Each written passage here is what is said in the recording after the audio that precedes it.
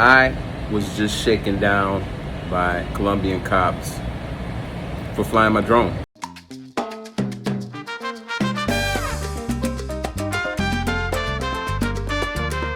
Ah, yes. Beautiful, exciting, and culturally rich Cartagena, Colombia. The colonial architecture, amazing skyline, great food, warm and beautiful people, and yes,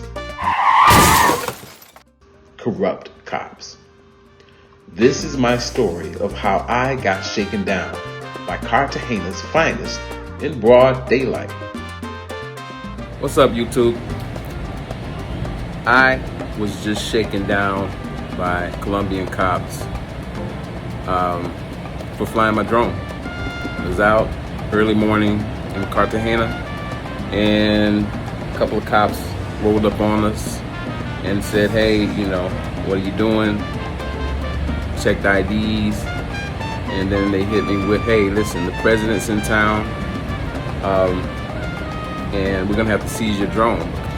Well, I knew this is bullshit because I'd already looked up drone laws, of course, before I came here. It's permissible as long as you follow certain regulations, which are pretty basic. However, these cops kept changing the story. I pulled up the regulations on the phone and said, hey, it is cool to fly. I showed them the codes and everything. And that's where the president's story came in. And so it turned into, well, we're gonna have to take you down to the station. But we walked a couple of blocks over to the station. And at the station, went through a little rigmarole, and the cops were saying, you're gonna miss your flight because I'm leaving today. You're gonna miss your flight, possibly. All this stuff, we're gonna have to take your drone. So I said, hey, look, is there any fine that I can pay? Fine that I can pay to make this situation right? They threw out a number. I said, I only have, I think I have the equivalent of maybe like 60, 70 pesos in my wallet with me. They were like, well, that's not enough.